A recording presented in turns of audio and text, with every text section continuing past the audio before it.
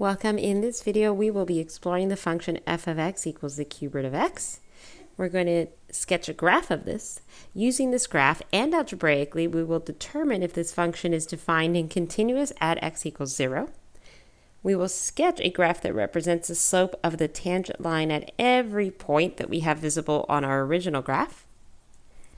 Then using all this information, we're going to determine if this function is differentiable at 0.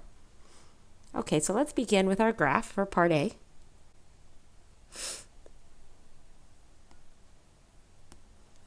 And now for this graph, I want you to evaluate f of x at -8, -1, 0, 1, and 2. So, excuse me, not 8. So please pause your video and evaluate this function at those 5 points. Okay, so you should have these 5 points sketched, and now it's time to connect the dots. So here is the graph of f of x sketched out. And now visually, we can definitely already answer part B and part C. It's definitely defined at 0, since we already saw that the cube root of 0 is 0. And it's also continuous because I can trace this and not lift my pencil. But let's just verify these facts algebraically.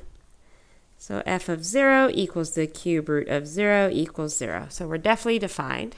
Now for continuity, we need to check 3 conditions. We need to check that f of 0 is defined. We've done that. We need to check that the limit of f of x as x approaches 0 exists, which we'll do next. And we need to verify that the limit of f of x as x approaches 0 equals f of 0. So let's begin by exploring the limit as x approaches 0 from the left of f of x. The limit as x approaches 0 from the left of the cube root of x, and that's just 0. Now from the right, the limit as x approaches 0 from the right of f of x is the limit as x approaches 0 from the right of the cube root of x, and that's also just 0. Since the left-hand limits and the right-hand limits coincide, we know that the limit as x approaches 0 exists. Not only that, it equals 0.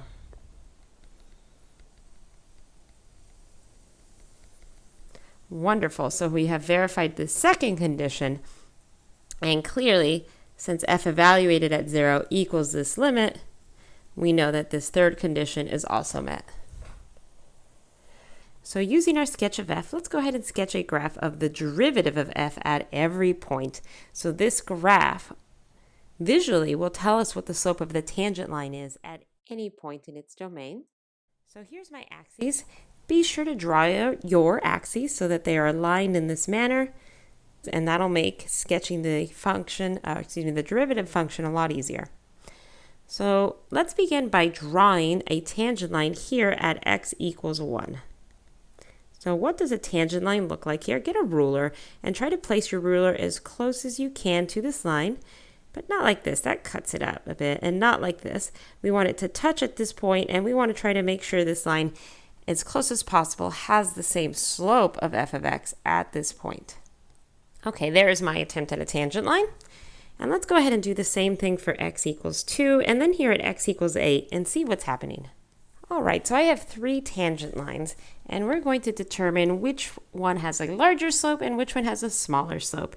It might help to draw these little stick figures on these lines, and we're going to pretend all these stick figures are on a hike. And so which one of these stick figures has the most difficult hike and which has the easiest hike? Well, clearly, this stick figure has the easiest hike, since the slope of the hillside where this stick figure is walking is pretty close to a horizontal line, so it's pretty close to 0. So this tells me that down here on my second axis, at x equals 8, I'm going to draw a point that's fairly close to 0. So here. Okay, so which of these stick figures has the most difficult hike? Well, that would be this one. The hillside they're walking on is pretty tall. It's much taller than, say, this one. So that means down here at 1, so x equals 1, we're going to draw a point that is not so close to 0. It's higher up. So that's here. Now, what about here? This second stick figure at 2.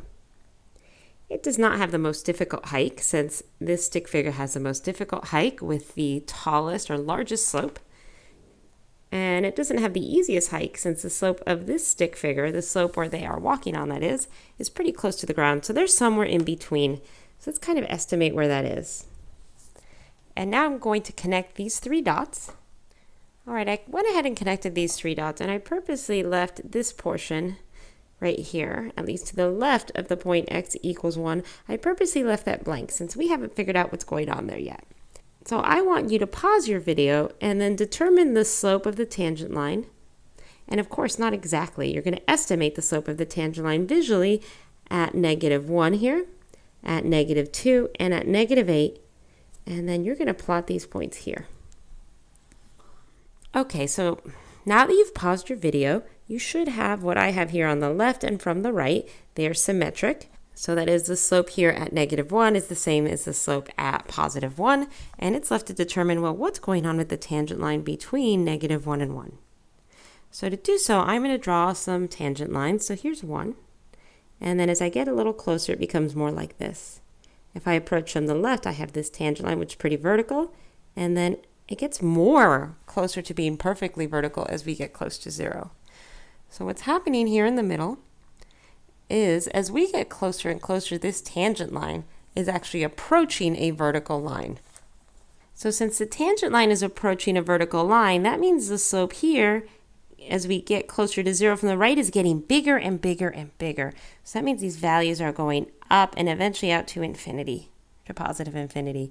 And the same thing's happening from the left. The slope of this line is not as large as, say, the slope of this line. And so these are just getting larger and larger off to infinity. So now we're ready to answer our final question. Is f differentiable at x equals 0? And it is not differentiable at x equals 0 because this tangent line approaches a vertical line as we approach from the left and from the right. That is, the tangent line of this graph approaches a vertical line as we approach from either the left or from the right.